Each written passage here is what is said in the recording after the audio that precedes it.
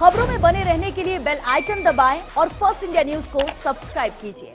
मैं हूं श्वेता मिश्रा अवस्थी और आप देख रहे हैं बिग फाइट लाइव। तो आज गुलाबी नगरी भगवा रंग में रंगी नजर आई। एयरपोर्ट से लेकर कुंडा तक भगवा झंडे, भगवा पगड़ी और गुलाब के फूल ही नजर आए और ये सब था बीजेपी के राष्ट्रीय अध्यक्ष जेपी नड्डा के स्वागत के लिए।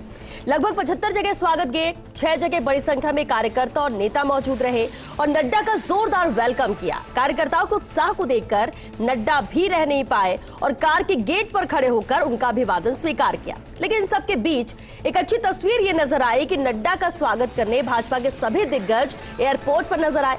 यानी कि जो लोग कहते थे कि कमल की पंखुड़ियां बिखरी हुई हैं, उनको भाजपा के नेताओं ने साफ मैसेज दिया है कि ये पंखुड़ियां बिखरी हुई नहीं है, बल्कि पंखुड़ियों का एक कमल है।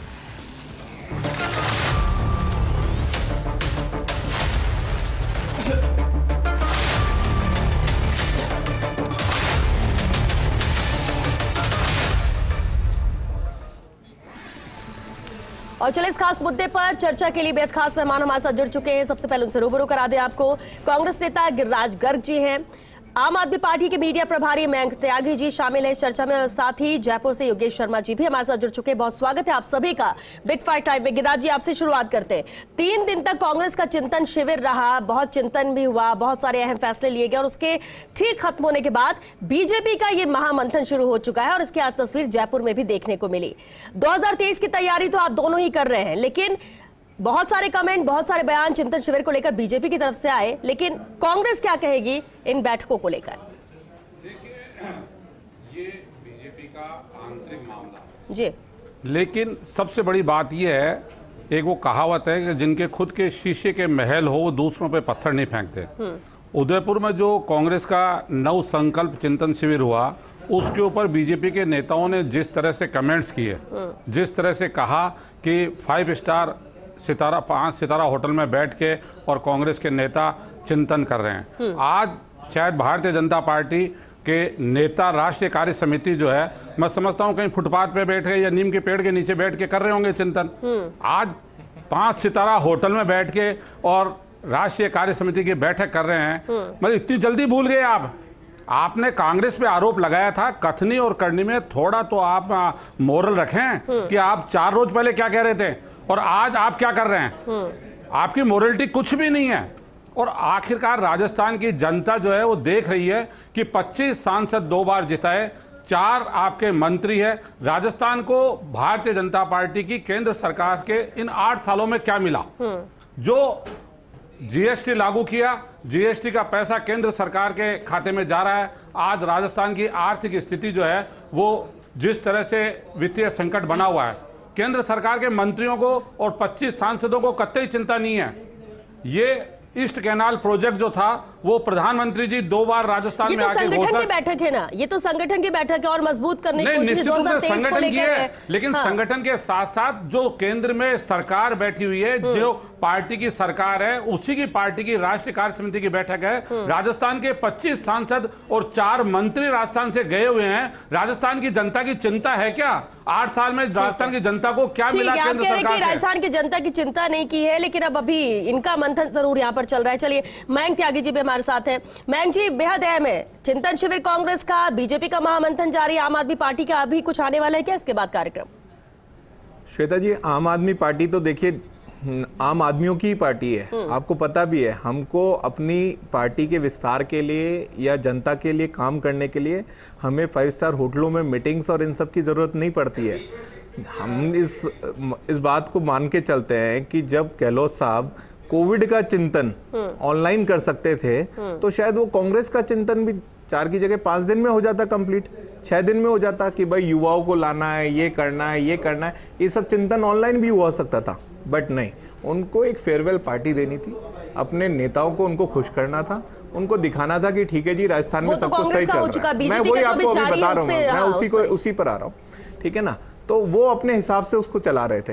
अब आ गया बीजेपी की बात, तो बीजेपी वाले भी पहुंच गए हैं, उनको भी समझ आ रहा है कि भैया अब राजस्थान में आम आदमी पार्टी पहुंच चुकी है। अब आपको अगर इलेक्शन में बनकर रहना है तो आपको 1 साल 1.5 साल पहले फाइट में उतरना पड़ेगा। आप बताइए, आज से पहले 1978 से जब से ये पार्टियां एक बार तू एक बार मैं, एक बार तू एक बार मैं कर रहे हैं, तब से 4 महीने पहले इलेक्शन में लगते हैं 3 महीने में इलेक्शन जीत कर और दूसरा आदमी शिफ्ट हो जाता है। कितनी बार हुआ ऐसा कि ये पिछले 1.5 साल 2 साल पहले मतलब इलेक्शन आप कह रहे हैं कि ये असर आम आदमी पार्टी के प्रेजेंस की वजह से है? मानो या मत मानो, हाँ। ये बात आप दोनों पार्टियों के एक एक नेता से पूछ लो, उनके मन से पूछ लो। चलिए ठीक है, ऑफ कैमरा का भी पता कर लेना तो उनको पता चलेगा। बीजेपी नेता मुकेश पारिक जी भी हमारे साथ जुड़ गए हैं और साथ ही सुधांशु माथुर जी भी चर्चा में शामिल हुए। सीनेटर, बहुत स्वागत है आप दोनों का भी। मुकेश पारिक जी, आपका रुख करते हुए आपने सुना रिएक्शंस और बीजेपी का जो महामंथन आज से शुरू हुआ है उसे लेकर भी कमेंट। गिरिराज गर्ग जी ने एक सवाल उठाया कि जब हम चिंतन शिविर होटल में करते तो सवाल उठता है, लेकिन जब बीजेपी वही करती है तो इसके बाद हक क्या रह जाता है कि कांग्रेस पर सवाल उठाए? मुकेश जी देखिए, भारतीय जनता पार्टी की राष्ट्रीय पदाधिकारियों की बैठक है जो नियमित रूप से हमारी होती है और कोविड के कारण ये वर्चुअल हो रही थी। उसके बाद ये दिल्ली में बैठक हुई और अभी हमको ये सौभाग्य प्राप्त हुआ है कि हम राजस्थान को ये हमारे को प्रदेश के राष्ट्रीय पदाधिकारियों की ये बैठक करने का सौभाग्य मिला है और ये बैठक जयपुर में हो रही है। इसमें हमारे सभी राष्ट्रीय पदाधिकारी आ रहे हैं और हमारे जो पार्टी के कार्यक्रम है, सरकार के जो जन कल्याणकारी कार्य है उनको जनता तक पहुंचाने का काम है। साथ ही साथ जो भी पार्टी के कार्यक्रम बनते हैं उन सब के बारे में एक विस्तृत चर्चा होती है और ये हमारी एक नियमित बैठक है, उसी का एक पार्ट है।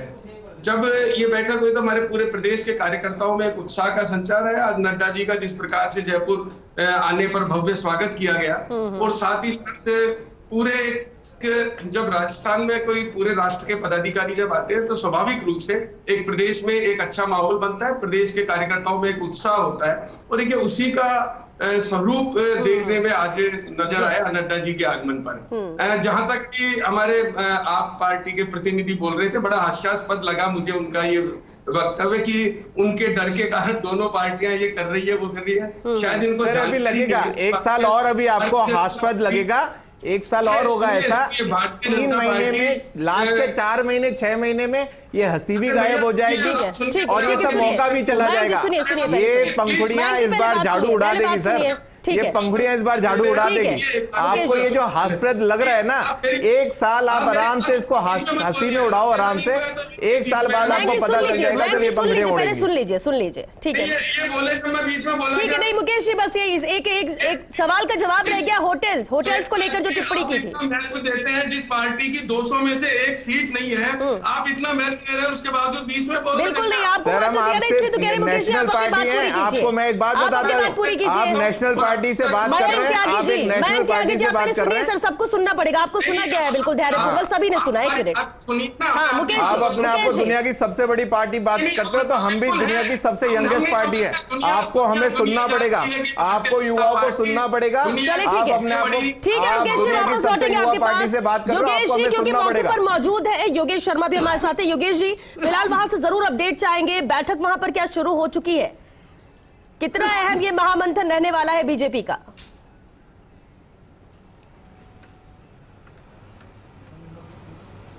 देखिए, बैठक शुरू हो चुकी है। राष्ट्रीय महामंत्री के साथ बीजेपी के राष्ट्रीय अध्यक्ष जेपी नड्डा की बैठक है और BL संतोष जो कि संगठन महामंत्री है और उनके साथ जो राष्ट्रीय महामंत्री है जिनके पास अलग अलग राज्यों के प्रभार है, उनकी बैठक है।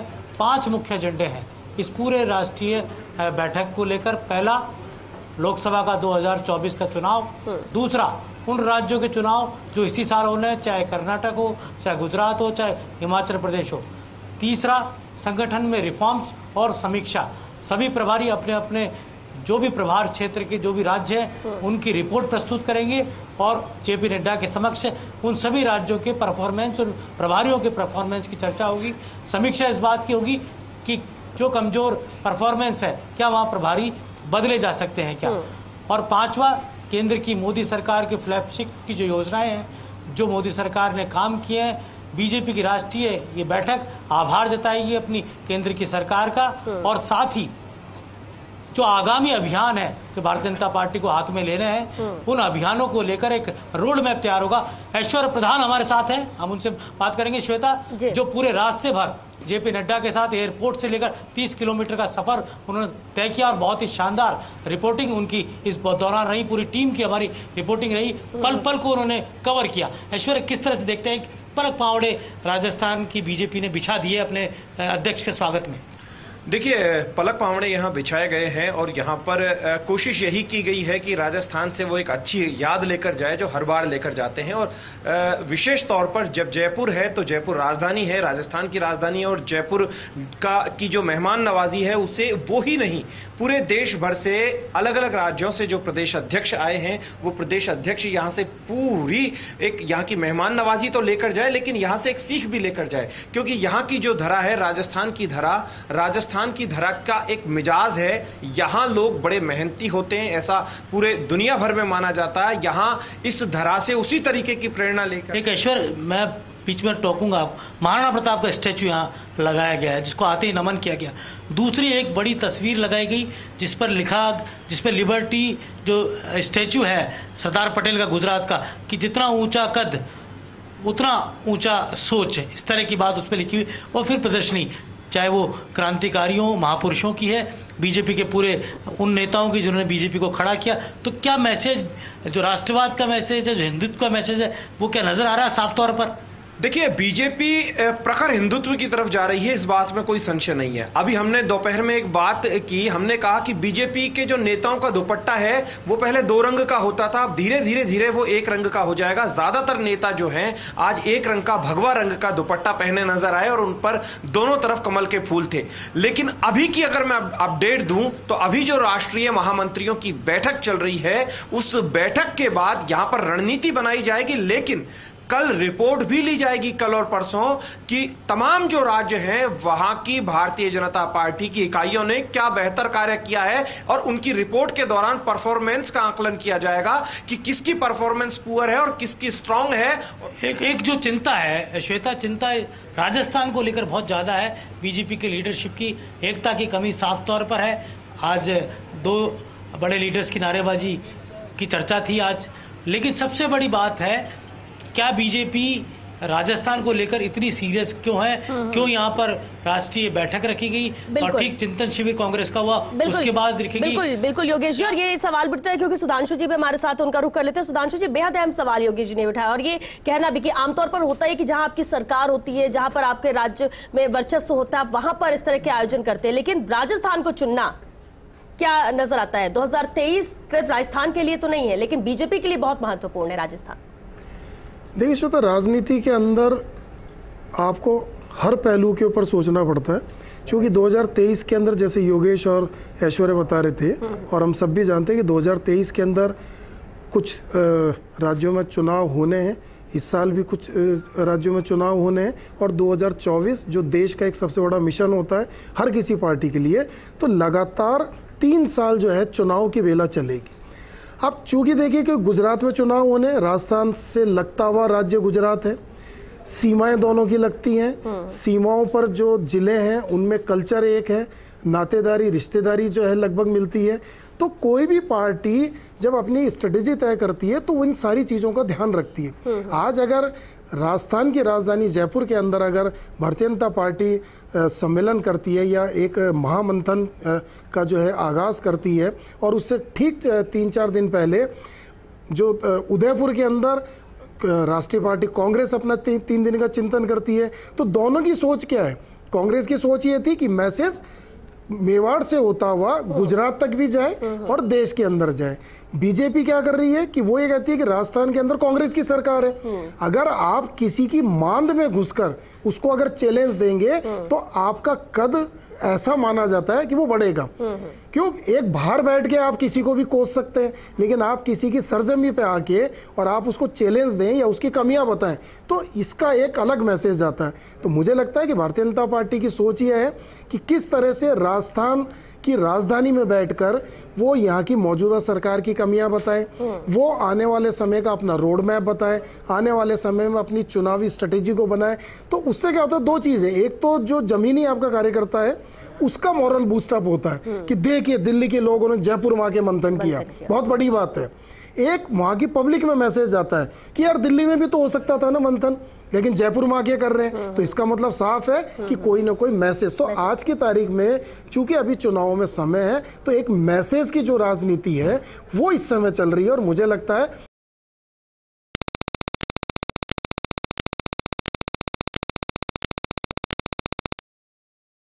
अपने सारे कार्यकर्ताओं को मैसेज देने का एक प्रयास हो रहा है। गिरिराज जी, कांग्रेस ने भी मैसेज, कांग्रेस के जो कार्यकर्ता नेता उनको भी देने की कोशिश की, आम जन तक भी पहुंचाने की कोशिश की अपने चिंतन शिविर के दौरान। कितना आपको नजर आता है कि बीजेपी की तरफ से जो मैसेज दिया जा रहा है, और आज अभी जेपी नड्डा के आने के बाद जिस तरह से माहौल था, आपको लगता है कि कांग्रेस को उससे कोई फर्क पड़ने वाला है? देखिए, राजस्थान में कांग्रेस को कोई फर्क नहीं पड़ेगा। भारतीय जनता पार्टी को राजस्थान में आके राष्ट्रीय कार्य समिति की बैठक करने का औचित्य जो था, वो सबसे बड़ा ये था कि 3.5 साल में भारतीय जनता पार्टी के नेता आपस में लड़ते रहे। मुख्यमंत्री के कई चेहरे जो बन के घूम रहे हैं और राष्ट्रीय नेतृत्व राष्ट्रीय नेतृत्व इनका अच्छी तरह जान रहा है इस बात को कि राजस्थान के अंदर कांग्रेस से मुकाबला करना इतना आसान है। 3.5 साल के अंदर सरकार ने, कांग्रेस सरकार ने अशोक गहलोत की नेतृत्व में जिस तरह के जनता के हित में जो काम किए हैं, आज जो मॉडल राजस्थान का बन गया है, मेडिकल के अंदर जिस तरह का काम राजस्थान ने किया है, पूरे देश में आप कहीं नहीं होगा। ठीक है, और जिस तरह से जवाब ले लेते हैं मुकेश पारिक जी से। अब जो काम हो रहा है, एक मिनट सुनिए, एक मिनट सुनिए, आप एक मिनट सुनिए यार, आप बीच में क्यों बोलते हैं यार? आप यंग, आप पेशेंस तो रखिए आप। नहीं तो आप सुनिए, नहीं तो आप फिर आप बोलेंगे तो आप बोल लेंगे क्या? नहीं, आप बोल लेंगे क्या? आप अपना वर्जन दे लेंगे क्या? आप जिस तरह से डिस्टर्ब कर रहे हैं, ये तरीका नहीं है आपका यार। बता रहे हो, आप डिबेट में बैठे हुए हैं, मुद्दे पे रहते हैं। ऐसे तो बहुत सारी चीजें, ऐसे तो बहुत सारे अलग अलग मुद्दे बात करेंगे, लेकिन हम टू द पॉइंट बात करते हैं जिस टॉपिक पर हम चर्चा कर रहे हैं। आज मुकेश जी पारिक ने, आपने पूछा, उन्होंने होटल का जवाब नहीं दिया कि 4 रोज पहले जो इनके पार्टी के नेता, प्रतिपक्ष, उपनेता, भारतीय जनता पार्टी का प्रदेश अध्यक्ष जो आरोप लगा रहे थे कांग्रेस पे, 5 स्टार होटल में बैठ के चिंतन कर रहे हैं, आज ये कहां सड़क पे बैठे हैं या कहां बैठे हैं? बताएं तो सही कि आज जो 5 सितारा होटल में बैठ के जो खा रहे हैं, मलाई खा रहे हैं, चिकन और वो बिरयानी खा रहे हैं, ये किसके लिए? ये क्या है? आप कांग्रेस पे आरोप लगा रहे हैं, अपने गिरिबान में जाके देखें। कहीं तो बैठक होगी, होटल में कोई बैठक करेगा, चर्चा होगी तो खाना भी खाएंगे सर। आपने भी किया, वो भी कर रहे हैं। ये श्वेता जी, कांग्रेस को जो दोष दे रहे थे, मुकेश पारिक जी, इसका जवाब दे दीजिए मुकेश जी, वरना गिरिराज जी बार बार आपसे यही सवाल करेंगे। होटल पर आप लोगों ने यहाँ पर टिप्पणी की कांग्रेस पर, खुद होटल में ही बैठक कर रहे हैं, तो फिर क्यों सवाल उठाया? बस एक मुकेश जी, आप वो थोड़ा टिप्पणी की बात कर रहे हैं, डिपार्टमेंट का भाई साहब को थोड़ा संज्ञान में क्या हो कि उसमें मेन्यू क्या रहेगा होटल में। देखिए, इस बात का कोई महत्व नहीं है। महत्व इस बात का है कि जब अभी ये बता रहे थे कांग्रेस के बारे में कि सरकार ने ये किया है, वो किया है, आज वास्तविक स्थिति धरातल पर कांग्रेस की ये है कि आज लॉ एंड ऑर्डर जिस प्रकार से बिगड़ा है, ये किसी से छुपा हुआ नहीं है। छोड़िए ना, बीजेपी की बात कर रहे हैं। मुकेश जी, आप ही जवाब दे दीजिए। होटल पे टिप्पणी कांग्रेस पर हुई है, आप उस पर एक जवाब दे दीजिए ताकि गिरिराज जी शांत हो सके। इसके बाद मैं बात करती हूँ आपसे। सुरक्षा की दृष्टि को देखते हुए एक पदाधिकारियों की बैठक है, और एक ठीक है, एक जयपुर से थोड़ा दिल्ली रोड पर एक इसके लिए होटल को चुना गया। एक सामान्य सी प्रक्रिया, इसमें कोई सामान्य प्रक्रिया कांग्रेस की तो सामान्य थी, फिर उसके ऊपर क्यों प्रश्न उठाए आप लोगों ने? सिर्फ ये हम कोई एक हमारी नियमित हम बैठक कर रहे हैं। चलिए ठीक है मुकेश जी, योगेश जी, राजस्थान के योगेश जी, एक अहम सवाल है योगेश जी, क्योंकि ऐश्वर्या ने आज पूरा दिन कवर किया, क्या वाकई में एकजुट बीजेपी नजर आई? होर्डिंग्स या बैनर जो लगे हुए थे, किसी तरह का कोई मैसेज देने की कोशिश तो नहीं हुई है? क्योंकि ऐश्वर्या ज्यादा बेहतर बता सकेंगे योगेश जी, आज उन्होंने तस्वीरें देखी होगी। क्या एकजुट थी कमल की सभी पंखुड़ियां? देखिए, बिल्कुल ऐश्वर्या किस तरह का रहा, क्योंकि क्या पूरा बीजेपी एक नज़र दिखी आपको पूरे उसके अंदर? देखिए, यहाँ पर वो तमाम लीडर्स तो नहीं थे जो कि कोर कमेटी में है। जैसे कैलाश चौधरी बाहर थे, गजेंद्र सिंह शेखावत है, वो कल कोर कमेटी की बैठक में आए। इस तरीके से बुलाया तो पूरी कोर कमेटी को था, लेकिन विशुद्ध रूप से इसे संगठनात्मक बैठक कहा गया। लेकिन संगठनात्मक बैठक में जो भी लोग मौजूद रहे, उनके एकजुटता का मैसेज देने की कोशिश की गई इस दौरान। क्योंकि राष्ट्रीय पदाधिकारियों की बैठक अब यहां से शुरू हो जाएगी, अभी आज शाम से शुरू हो गई है और कल तक चलेगी। कल शाम को 7 बजे सुंदर सिंह भंडारी पर पुस्तक विमोचन के बाद जेपी नड्डा करीब 10 बजे के आसपास यहां से रवाना हो जाएंगे। तो ऐसे में जो ये पूरा दौरा था, एयरपोर्ट से लेकर आमेर विधानसभा क्षेत्र के इस होटल लीला तक का, जहां पर कि हम बैठे हुए हैं, यहां तक के लिए एक एकजुटता का मैसेज देने की कोशिश की गई। लेकिन एकजुटता का मैसेज कितना स्ट्रांग तरीके से पहुंचा है, यह भी अलग बात है। क्योंकि पोस्टर्स जो है, पोस्टर्स के जरिए भी यहां पर एकजुटता शायद नजर नहीं आई, तो दूसरी तरफ नारेबाजी में भी एकजुटता शायद नजर नहीं आई। तो ऐसे कई विषय है जिनको लेकर हमको बेबाक तरीके से बोलना होगा। लेकिन भारतीय जनता पार्टी पार्टी जिस तरीके से जा रही है, तो तय मानकर चलिए कि राजस्थान को वो एक बड़ी चुनौती मानती है। बिल्कुल बिल्कुल ऐश्वर्य, अहम है कि राजस्थान को चुनौती मानती है, इसलिए राजस्थान ही चुना, राजधानी जयपुर ही चुना गया क्योंकि वक्त खत्म हो रहा है। सुधांशु माथुर जी, एक सवाल बार बार उठता है कि बीजेपी के अंदर सीएम के बहुत सारे चेहरे हैं, अलग अलग तरह से होर्डिंग के जरिए भी मैसेज देने की कोशिश होती है कि किसका वर्चस्व ज्यादा है। क्या माना जाए कि इन 3 दिन के महामंथन के बाद एकजुटता और भी मजबूत होगी या ये जो मतभेद चल रहे हैं वो दूर होंगे? देखिए श्वेता, जब जब चुनाव आएगा तब तक जिन जिन की इच्छाएं होंगी सीएम बनने की, वो अपना कहीं ना कहीं दावा तो पेश करेंगे। लेकिन जैसे कि अभी 5 राज्यों के चुनाव हुए और भारतीय जनता पार्टी ने 4 राज्यों के अंदर जो है क्लीन स्वीप किया, उसके बाद ये तय हो गई है कि क्षेत्रीय जो संगठन है उसके अंदर आने वाले समय में कोई चेहरा नहीं होगा, सिर्फ नरेंद्र मोदी एक चेहरा होंगे और आने वाले समय में जितने चुनाव है वो नरेंद्र मोदी के चेहरे पर ही लड़े जाएंगे और भारतीय जनता पार्टी का ये कहना है कि वो उन्हीं के चेहरे पर चुनाव जीतेंगे। अब चूंकि आप राजनीति करते हैं तो हर की इच्छा होती है कि वो सीएम बने, मंत्री बने, तो उसमें कोई बुराई भी नहीं है, लेकिन इसको किस तरह से एकजुट रखेंगे वो एक सबसे महत्वपूर्ण बात होगी। मैं एक यहाँ पर इस चीज़ को पॉइंट आउट कर दूं कि जब पिछले कुछ समय में अमित शाह जी जब जयपुर आए थे और सांगानेर में एक बैठक हुई थी, उसके बाद स्पष्ट जो है वो भारतीय जनता पार्टी के स्थानीय कार्यकर्ता और नेताओं को स्पष्ट जो है वो दिशा निर्देश थे कि मैं ये खत्म करिए, ये सिर्फ और सिर्फ एक सामूहिक पार्टी है और सामूहिकता के साथ ही आने वाले समय में हर रणनीति के ऊपर जो है वो चुनाव लड़ा जाएगा। तो स्पष्ट संकेत है, कोई अपने अपने दावे कहीं कहीं कुछ भी कर ले, कोई कैसे भी किसी से नारे लगवा ले, लेकिन ये मैं आपको बिल्कुल स्पष्ट रूप से कह रहा हूं कि राजस्थान में भी चुनाव सिर्फ नरेंद्र मोदी के चेहरे पे लड़ा जाएगा, केंद्र सरकार की नीतियों पे लड़ा जाएगा। बाकी कौन बनेगा कौन नहीं बनेगा ये शीर्ष नेतृत्व पार्लियामेंट्री बोर्ड जो है वो तय करेगा। बाकी कयास हम कुछ भी लगाए जाए। हाँ, एक छोटी सी चीज है जिसको बार बार अभी तीनों पार्टी वाले एक दूसरे को लेकर और छींटाकशी कर रहे थे। जैसे गिरिराज जी ने कहा कि जब हमने उदयपुर में चिंतन किया तो बीजेपी ने कहा कि जो है हम बड़ी आलीशान होटल के अंदर कर रहे हैं। अब ये सवाल मुकेश जी से पूछ रहे हैं, मुकेश जी जो है वो जवाब नहीं दे पा रहे। हमारे मयंक भाई शायद इस चीज को भूल गए कि जब दिल्ली के अंदर पहला लॉकडाउन था तो एक विशेष वर्ग के लिए 5 स्टार होटल के अंदर क्वारंटाइन सेंटर बनाया गया था। बिल्कुल। जब दिल्ली के अंदर आम आदमी को हॉस्पिटल में जगह नहीं मिल रही थी तो विशेष वर्ग के लिए बिल्कुल अहम मुद्दा है। वक्त यहाँ पर खत्म हो रहा है, लेकिन बहुत शुक्रिया आप सभी का इस चर्चा में शामिल होने के लिए।